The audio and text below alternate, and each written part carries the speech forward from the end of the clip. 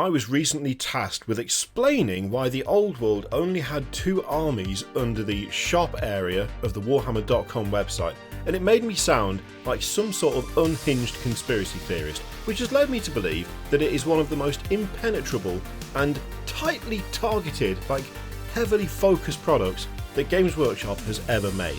Now, before we go any further, this video is sponsored by Dungeons & Lasers Caves. We'll hear more about that in a little bit, but before we do anything else, it's time to dunk on the website again. Now, I don't want to have to do this. I don't like doing this, okay? I don't like it. It's not something I enjoy. That's kind of a lie. It is something I kind of enjoy. So, basically, friend of a friend, interested in the old world, didn't know really anything about Games Workshop products. They did sensible things. They did a bit of research. They had a look at the army books, I believe. I think they looked at the core rules first, then the army books. And they noticed that in the army books, and we will have a look in this one, because it was this one they first picked up, the first one they borrowed. And they noticed that right here, we have Orc and Goblin tribes, Warriors of Chaos, Beastmen, Brayhoods. I really thought that said beat down for a second, even though clearly I already knew what it said. What happened to my brain? Now, I say that's what they did. That's actually a little bit of a lie. What they did the first time is they decided to go onto the website and they went to the main part of the website. They did a little bit of scrolling down again. And then they thought, this is badly laid out. Then they noticed something that they let me know about, which I thought was hilarious, which is the fact that if you do shop by setting, oh dear, why is it not there? I don't know. Middle-earth is there. The red-headed stepchild of the Games Workshop games is there. And yet, where's the old world? Nowhere to be found in this particular area. Absolutely baffling. It's worth pointing out that this was a little while ago. These weren't on the front page. The orcs were not there. The orcs and goblins, that's a new thing. Well, it's not new, it's old, but re-released thing. So they didn't have anything to go off there. They did, find themselves in this section eventually, which is fine. They got there. But they got very confused. Which is, I think, justifiable, because as you can see right here, I hate this menu. If you go right here, at the time of them looking at it, the armies of the old world section looked very bare. Looked very, very bare. It still looks kind of bare as it is, because Orc and Goblin tribes has only just been added. And understandably, they weren't really sure what was going on or why that was the case, because they had managed to get a look at some of the books and they'd noticed that there were more factions than just that. So what's the deal? What's happening? Where are the beat-down Brayhoods? They're not there. I don't understand. I don't get why there's only 2 armies available for this very big, very popular game. One of the reasons they were drawn to the old world is because they kept seeing stuff like advertising the old world. Well, Twitter posts, videos on YouTube, that sort of thing. The kind of influencer marketing that Games Workshop really likes. They kept seeing stuff like the Venn diagram of people who really like tabletop RPGs and Warhammer. There's a good amount of overlap. They've always been a sort of D&D player, not technically Pathfinder, but same thing. That's going to annoy so many people. It's not the same thing. I take it back. And so they were like, okay, well, actually, this looks kind of interesting. This looks like it looks fun. I want to take a look. And met with immediate confusion. Immediate wondering why there was a total lack of options, seemingly, for which army to buy when there were multiple options presented in the books. And to save themselves from going down a horrendous Reddit rabbit hole, they decided to ask a friend of theirs, who I know, and they were like, well, what is going on here? Because I'm curious. They would like to know, what is the deal? And it really did make me feel like some sort of conspiracy theorist. I felt like that, like one frame, that one scene from Always Sunny, where there's the whiteboard and the pointing and the yelling, and it kind of felt like that for a moment. And I don't know whether that's just me being like really overthinking it, or whether it is as mad as it seems. Because I think when it comes to the old world, the way that they've approached it kind of makes... Maybe it doesn't make sense, but I'm just used to it, We just know how it is. We are people who keep up with Games Workshop stuff. We keep up with the different systems, with the different models. So we are in it day to day, and we know what happened previously. We know what happened to fantasy, what happened with the creation of Age of Sigmar, and we now know that the old world has come back, and they've had a similar model in terms of when I say like prequel settings, that sort of makes it sound like it was decided on after the fact, but you know what I mean, like a lot of success with Horus Heresy, that sort of thing, so we know why all the decisions were made. Also, factors like the video games of Vermintide and the Total War series, like those two have done a lot to reignite interest in Warhammer Fantasy, which wasn't actually a thing when those came out, because Games Workshop's timing is impeccable, and they decided to get rid of fantasy not long before all of those happened. Baffling. Before we go any further, this video is sponsored by Dungeons and Lasers Caves, and it does exactly what it says on the tin.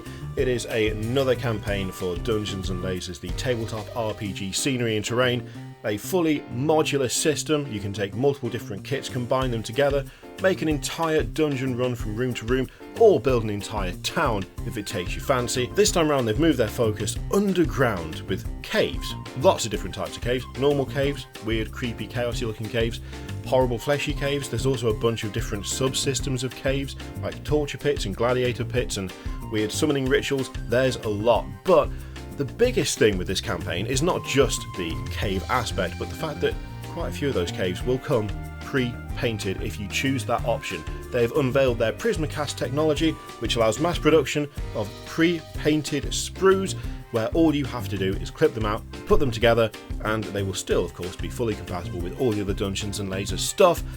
And frankly, I've just been really impressed with the quality of it. Their pre-painted stuff looked better than my painted stuff, which I'm a little upset about, but also not upset because it means in the future I don't have to paint nearly as much because I can just get the pre-painted stuff instead. Take a look at the campaign using the link in the description and in the pinned comment down below. There's about 48 hours left, so if you're going to pledge, now's the time to do it. Thank you very much to Dungeons and Lasers Caves for sponsoring this video. Let's get back into the insanity. So here's my pitch. Here's my explanation as to why there's only 2 armies, 3 now, because when I first started thinking about this, the Orcs and Goblins weren't a thing yet. They were a thing, but they weren't released, you know what I mean. So, it sounds so stupid when you say it out loud. There was a game, Warhammer Fantasy Battles. It had a bunch of different armies, including things like the Beastmen, Brayherds, the Warriors of Chaos. You had the Tomb Kings, you had all sorts. Loads of stuff going on. Bretonnians, obviously very important. Lizardmen, Skaven, the lot. Ratmen galore. Then, it started to not do so well. Fantasy started dying. Games Workshop decided to kill off the setting and blew up the world. Literally blew up the whole world and created Age of Sigmar, where there's multiple realms and there's new things like Stormcast Eternals, which weren't previously in Fantasy.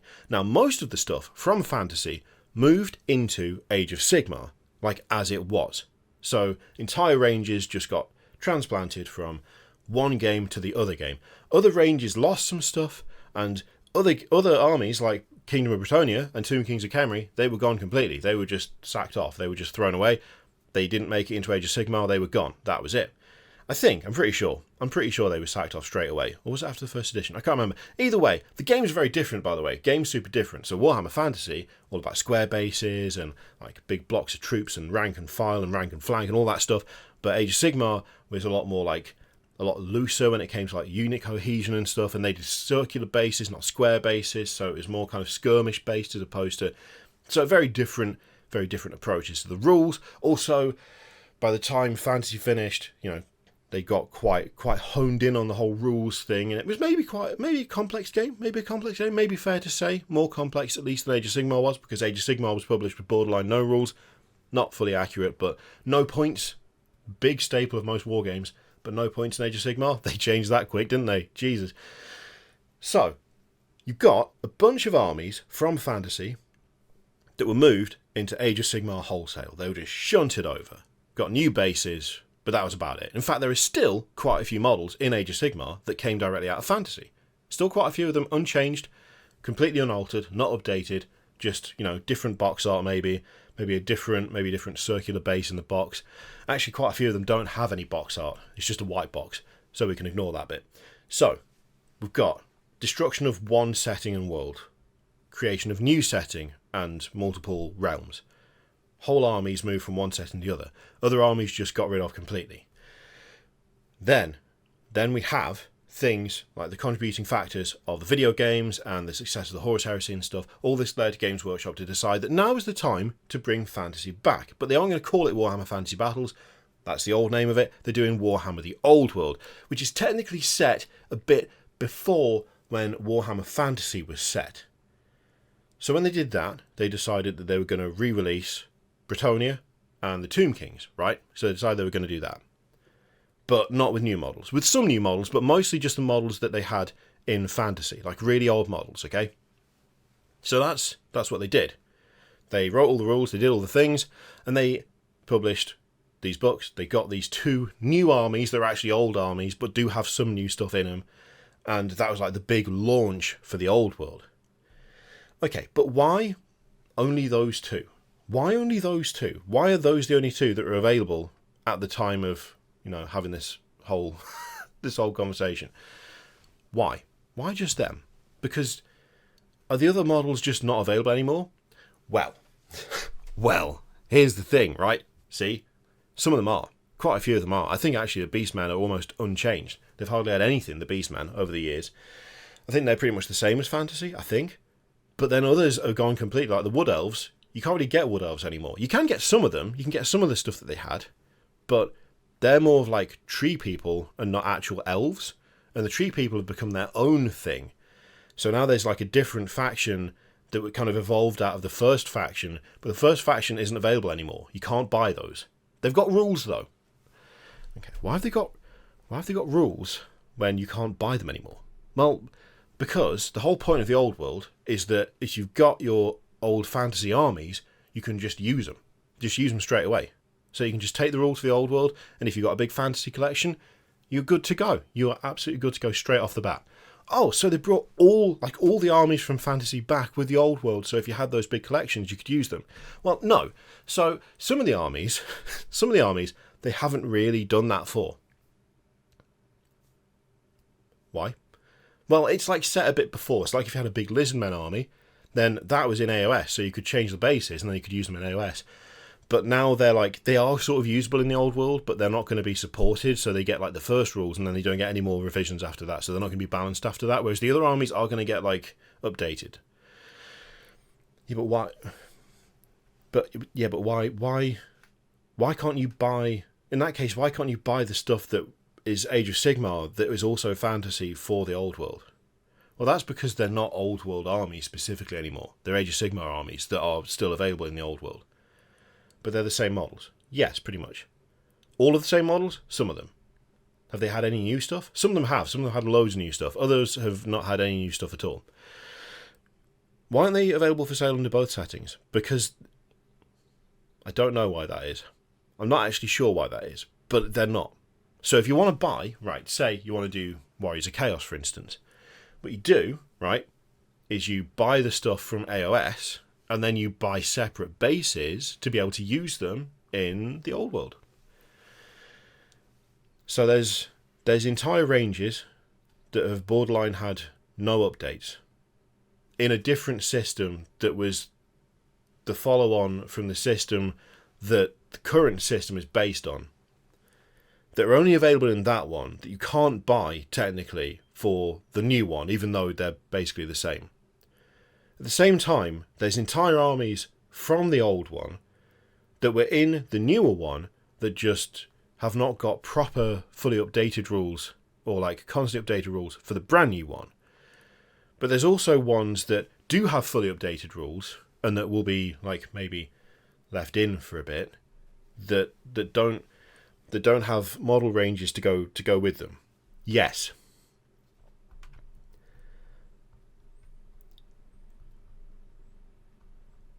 It's easily the most impenetrable and bizarre product they've ever done. Now, admittedly, there's some exaggeration in there. There's some hyperbole. But you do get what I'm getting at, right? Like, trying to explain all of that to someone who's new to all of this, it's just like the ramblings of a madman. I mean, you could probably condense it down better. You could probably do like a point-by-point list. That might work a bit better. But just in casual conversation, I don't know how I'd present that information in a way that made sense to everybody involved, including myself. I think this isn't like an attack on the old world. This isn't an attack on it as a game or a system. This isn't an attack on anyone who enjoys the old world, because you should enjoy the thing that you enjoy. And I'm not telling you it's bad.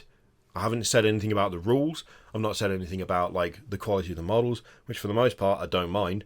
Some of them pretty dated, but given that this game is predicated almost entirely on nostalgia, it's based entirely on these are the things you used to be able to get and now you can buy them again. It's based entirely on this is the game that you used to play and now you can play it again. Those bits are simple and easy to get across. It's trying to explain why so many of the things in the books don't have a presence on the actual site that you buy stuff from under the heading of it. Why it doesn't show up in things like shop by setting, even though it's kind of important now and has done probably way better than anyone expected. It makes me feel like I'm losing my mind trying to explain to anyone why the model setup is the way it is, why it's divided up the way it is, how it came to be, and how some things that have got almost full ranges that maybe aren't hugely different to what they were when fantasy was around are not going to be fully supported in the new version of that, whilst other ones who have lost almost everything are going to be fully supported. Because it only makes sense. That only makes sense if you're looking at it from the point of view of someone who still has all of those products, who still has all those molds, who still has all of that on hand. To anyone else, to anyone trying to come in from outside, to anyone who's new to it, it just seems mad. Like, properly, bafflingly mad.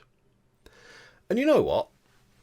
I am really on the fence as to whether I find that kind of charming or kind of infuriating. I think it might be both.